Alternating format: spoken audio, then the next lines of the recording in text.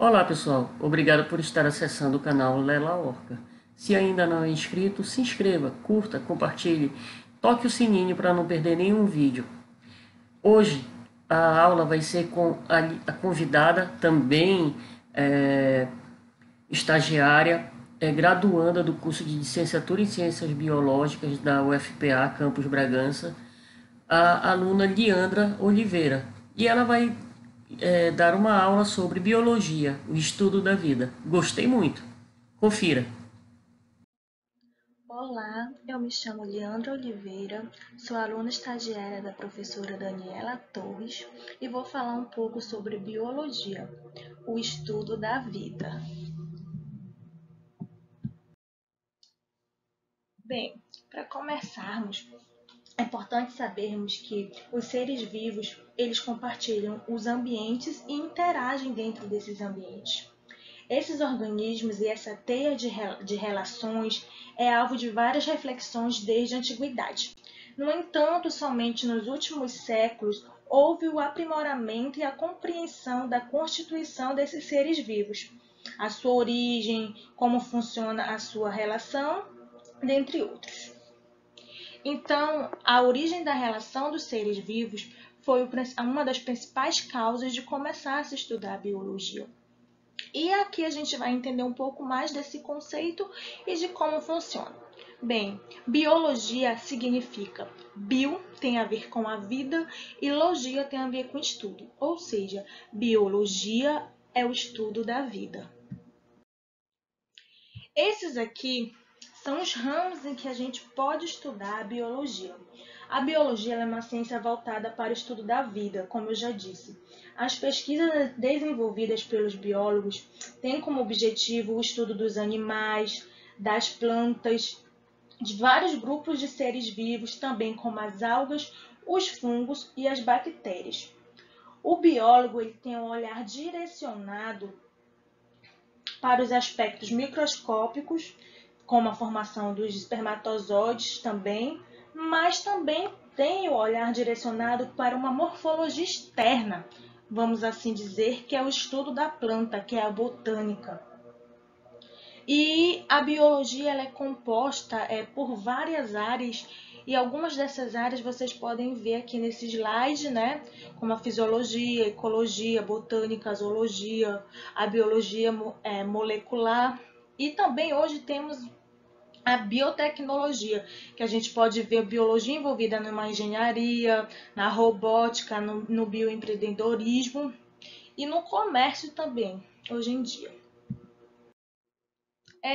Eu coloquei aqui algumas das áreas, né, que a gente pode estudar, pelo menos as áreas mais conhecidas, que a gente tem mais acesso, tem mais perto da gente, que é a botânica, que é o estudo das plantas, da formação das plantas, do que as compõe, dentre outros aspectos. A zoologia, que é o estudo dos animais que existem no mundo, né? As famílias, os gêneros, espécies animais. A genética, que estuda a nossa genética, a genética também animal, genética vegetal.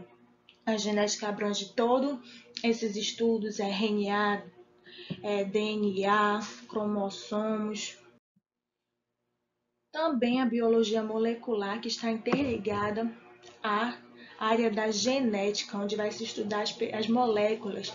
Nós temos a nossa molécula de DNA, a nossa molécula de RNA. Então, são duas áreas que juntas se compactuam. Agora nós vamos entender um pouco sobre a ciência moderna, a produção de conhecimento. Com o trabalho dos grandes pensadores como Nicolau Copérnico, Galileu Galilei e Isaac Newton, estruturou-se uma nova forma de produzir conhecimento. Ele não se restringia a organizar os pensamentos, mas sim somente na questão da filosofia produzir um conhecimento. Os filósofos da Grécia Antiga, como Aristóteles, já haviam produzido conhecimentos com explicações sobre os seres vivos, mas nada até então muito científico, porque eles explicavam esses acontecimentos de maneira mística. E um desses acontecimentos foi quando Aristóteles registrou um fóssil de ser vivo com o nome de Amonites, que, por exemplo, interpretou como sendo uma rocha dos deuses. Então, esse é o Amonites, né? O fóssil que Aristóteles estudou e acreditava ser a rocha dos deuses. Como vocês podem perceber, só que com o avanço da biologia, né, da ciência moderna, ficou-se então claro que hoje existe uma espécie que é chamada de Nautilo, que é um molusco marinho similar a esse Amonites, né? Esse fossilizado de Amonites que eu vou mostrar agora para vocês. Esse é o Nautilo, que é o similar ao fóssil do que Aristóteles estudou. E com a ciência moderna, ficou estabelecido que as marcas de fósseis como os amonites não poderiam ser vistas senão como marca de seres vivos do passado, né? Essas evidências se acumularam mostrando que existe uma rica fauna marinha que esses fósseis deixaram em diversos lugares, principalmente nas altas montanhas da Europa. Esses náutilos eles são encontrados nos mares tropicais, entre os oceanos Índico e Pacífico. E agora vamos falar sobre a estruturação da biologia. As duas primeiras teorias importantes, né, para o estudo da vida, que foi a teoria da biogênese e a teoria da biogênese. E agora vamos falar um pouco mais adiante dos principais estudiosos, né, que defendiam ambas as teorias.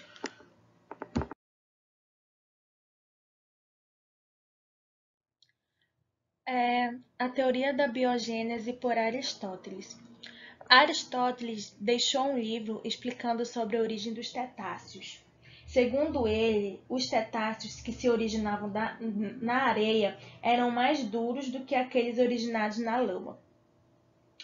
Como regra, eles diziam que os insetos que se originavam de matéria em decomposição, os vermes como as lombrigas, apareciam dentro dos animais a partir de uma combinação de líquidos internos.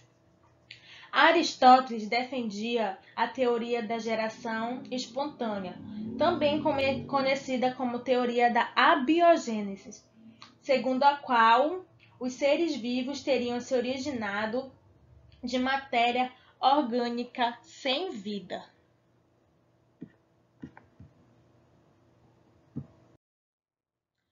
É a teoria da biogênese por Needham. Ele produziu um experimento com caldo de carne de carneiro e colocou este líquido dentro de uma garrafa de vidro, tampando-a com uma rolha de cortiça vedada por resina. Ele aqueceu a garrafa sobre as brasas, o que ele considerou suficiente para matar todas as formas de vida. Após alguns dias, ele retirou a rolha e observou inúmeras criaturas microscópicas vivas dentro desse caldo. Ele chamou essas criaturas microscópicas de infusórios.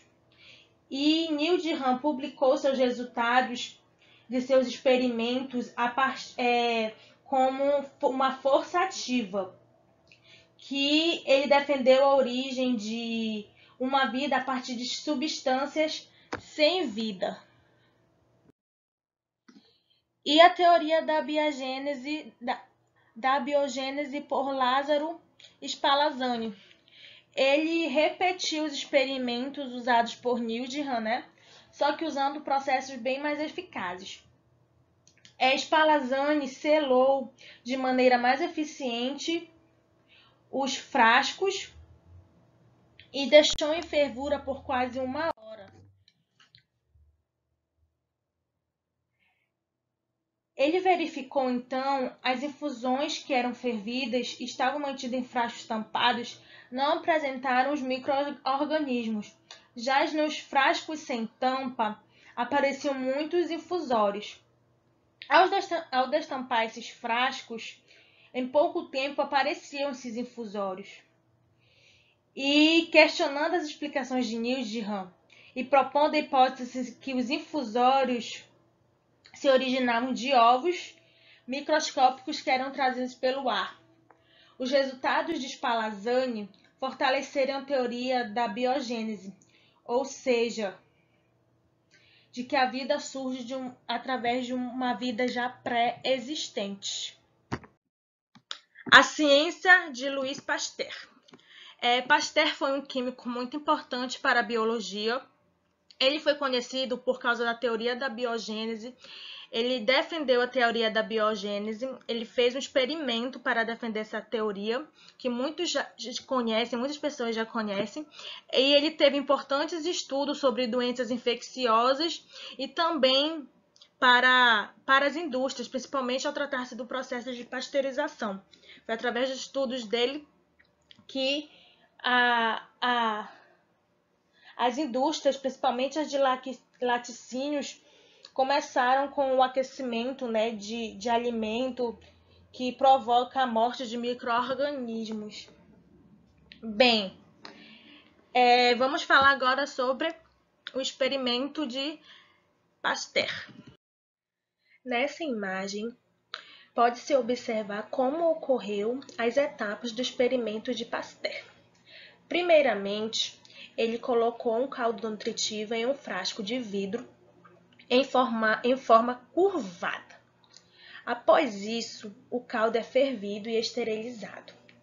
Então, Pasteur observou que os organismos não apareciam de forma inanimada, ratificando que nenhuma matéria podia surgir dessa forma, como acreditava nos séculos anteriores.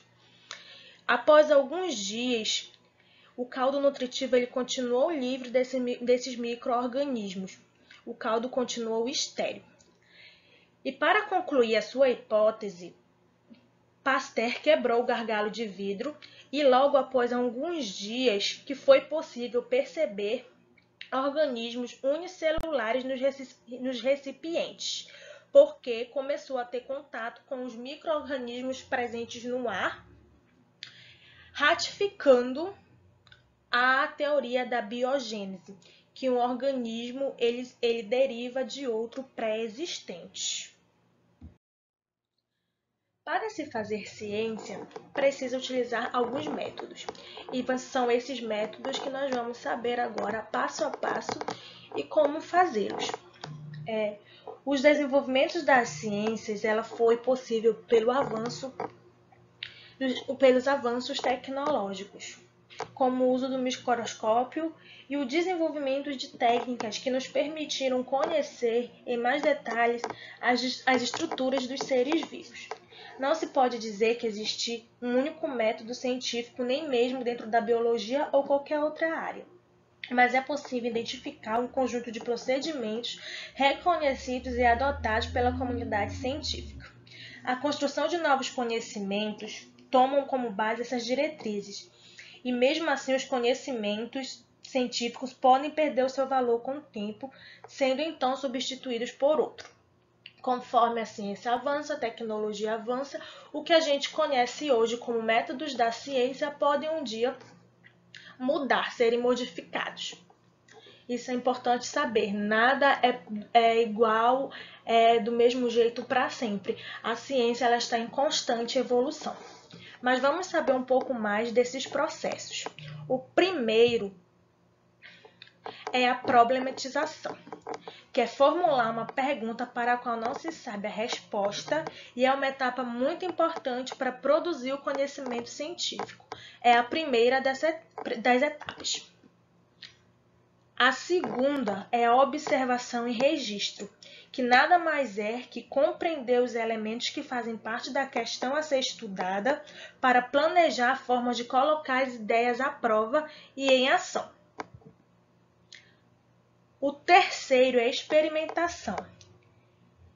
Embora os antigos já colocaram essas ideias à prova, nem sempre os cientistas da atualidade podem realizar experimentos antes de testar as suas ideias. Então, a experimentação ela tem o objetivo de testar ideias de maneira objetiva. Pesquisas em várias fontes. É o contato com outras pessoas que pensaram a respeito da mesma questão ou assunto, onde você pode trocar informações. E por fim, depois de você ter passado por todas essas etapas, você vai chegar à conclusão, que é o teste da hipótese, e se elas dão ou não resultados para o que você quer encontrar. Pode-se procurar várias formas de explicar o resultado obtido. Então, para se fazer ciência, hoje em dia, usa-se esses métodos. E outra coisa, as ciências, elas não são imutáveis, elas estão em constantes crescimentos e reformulações. Então, com o tempo, essas etapas podem mudar e a ciência pode fazer outros métodos, fazer diferente. E foi isso que eu quis passar com o saber da biologia, para saber o básico, para poder a gente saber também o avançado. A gente precisa saber como começa. Espero ter ajudado. Beijos.